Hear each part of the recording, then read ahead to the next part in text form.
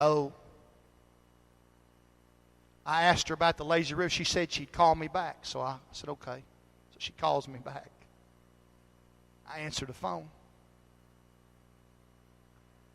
She said, oh, I'm sorry.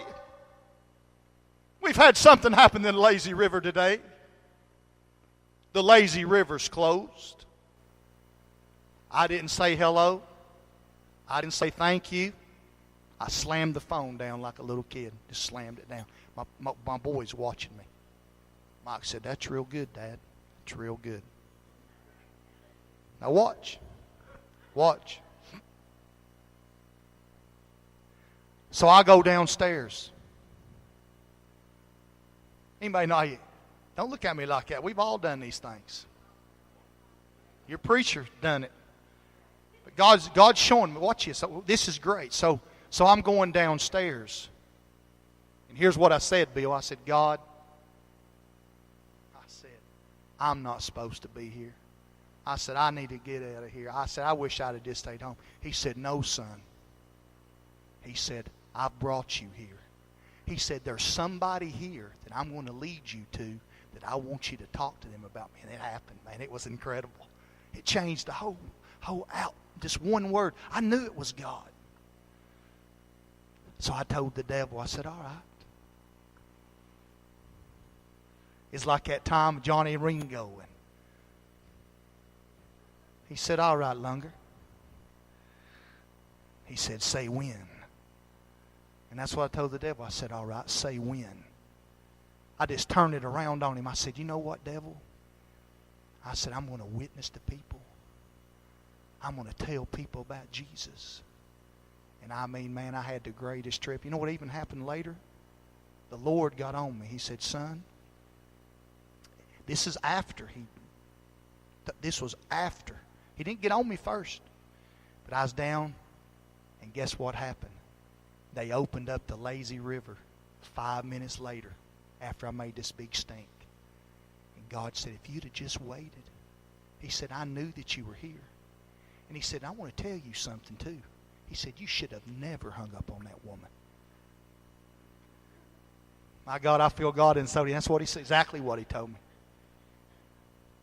You know what I did? I repented immediately.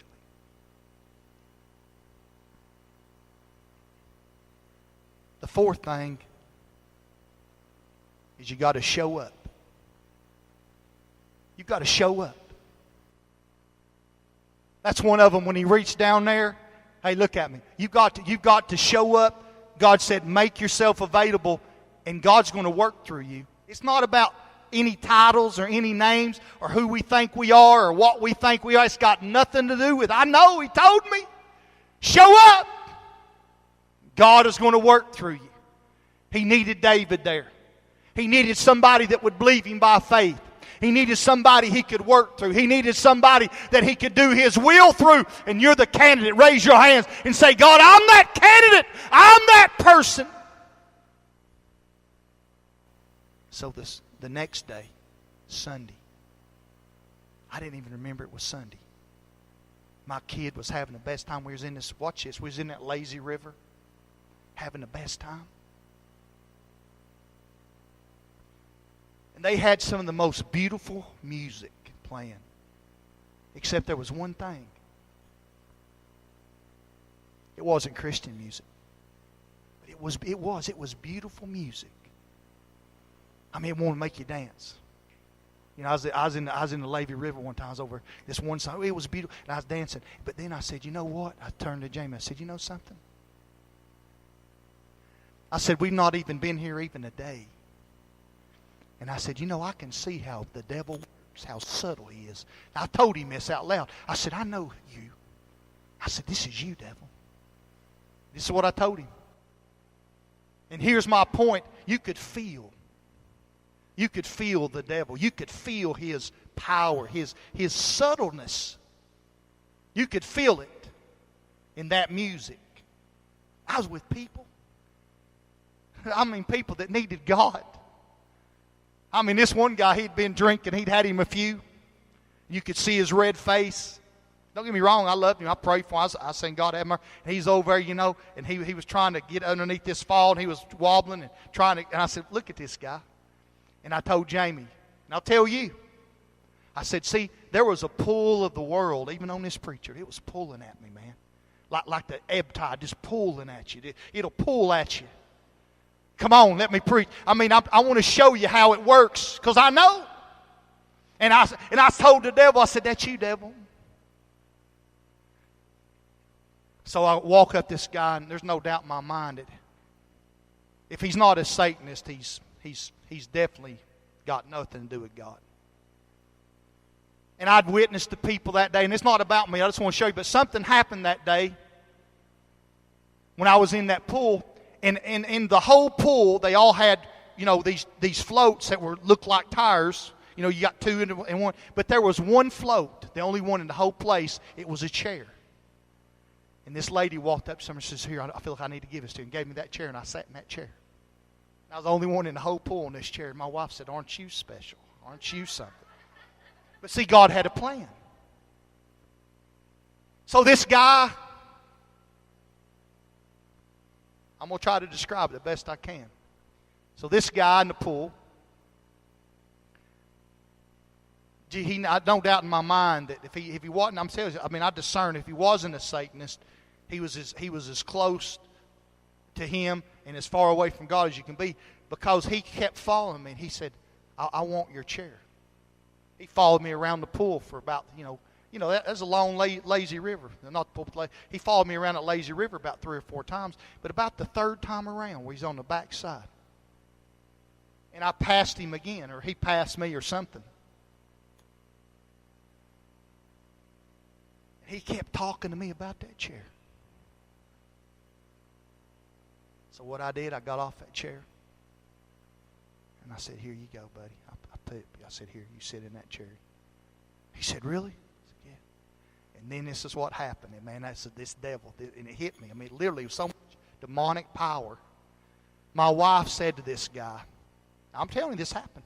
My wife said to this guy, you have not because you ask not. That spirit hit me.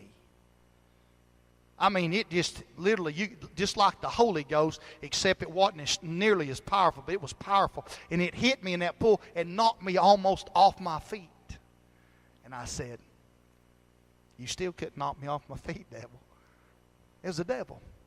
There's that spirit on that guy. Not he wasn't the devil, but there was a spirit on him. He had every ungodly tattoo, Satan's, the mouth, the whole deal, the upside down. He had it all. But God loved that guy. That was just one. But what I'm trying to get at you to make you understand is that if you don't show up, and that's not all of it. That's the first part of it. But the most important part of it is not showing up. But if you don't show up, then you'll never get to the second part. But the second part is a whole lot more important than the first. But you've got to show up. Look at somebody and say, you better show up.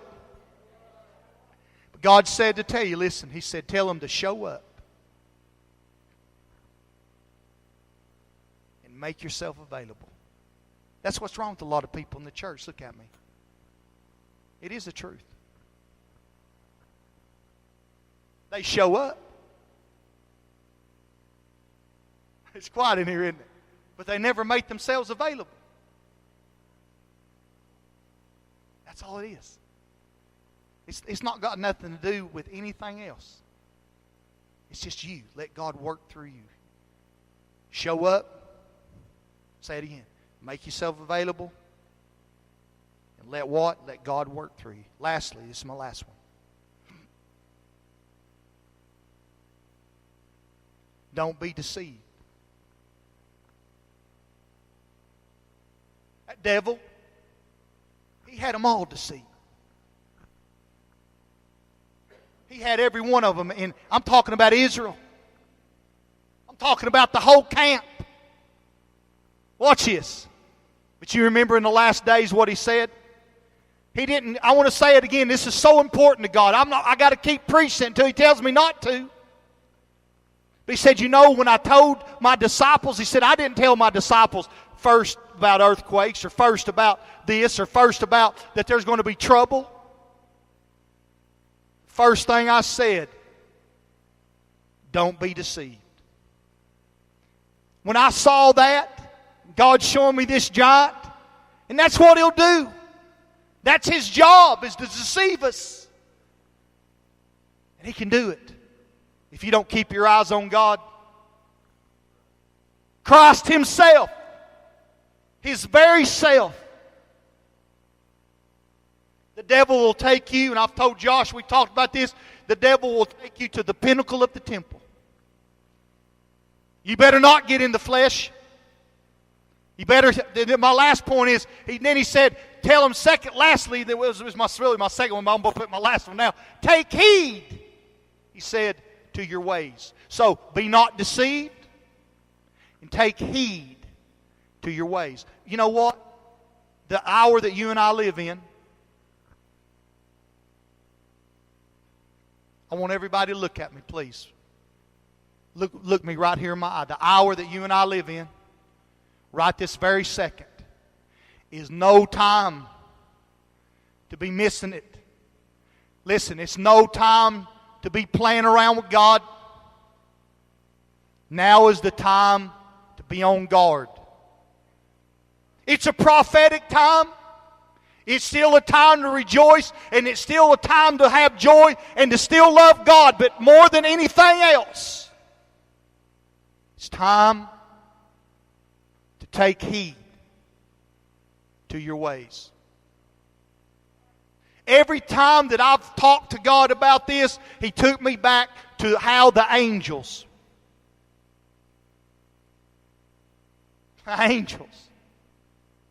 It's scary to think that He would, I'm scared, man, in some ways. I'm like, man, God, this is not going to be easy. He said the very angels. He said they left their first habitation, or they left their first estate. God says, take heed. Tell my church, take heed to your ways. Look at me, everybody. Guard.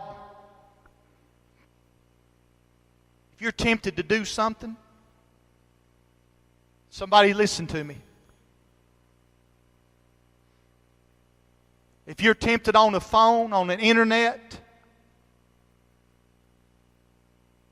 I'll tell you something I'm doing right now. I told him I'm not messing with my phone this week. I left it with Gabby, so Gabby's yours. I'm focusing on God because I got to. I got to hear from God. You need to hear from God. You hear this preacher. You need to know what God is telling you in this hour. You're not only going to hear it from me, you're going to hear it from God Himself. He's going to tell you just like He tells me. Maybe in a different way. Maybe in a different format. He had them all. Every one of them except David. Can I give you one more example? I'll close. He sent 12 spies into the land. 12 of them. All 12 came back. He should have just sent 2 of them. I can't say that to God. He's God. But I've taught God, why don't you just send 2? That's not the way God works. God wants to know. Listen, here's my point. God will have a people like Caleb and Joshua. God will have a people. God will have a man and a woman. He always will have somebody. Listen, always, in every church, in every city, He'll always have somebody that's doing it right. And they'll be the ones, and they won't be the only ones, that God will use to minister, or use to encourage, or use to do. But my point to you tonight is this: only 2 of them came back with a good report. Only 8 of them made it on the ark. In the time that we live, perilous times, God said the valley of Elah represent the last days. He said they're hard times, son. They're perilous times. We're not fighting against each other. We're not fighting against some woman down here. If they don't like me or they don't like you, I'm not fighting against the church next door. I'm not fighting against anybody except one person. His name's Satan. That's who my focus is on. His focus on me, bless God, my focus is I'm going to take the offense. I know how to do it, and you better know how to do it.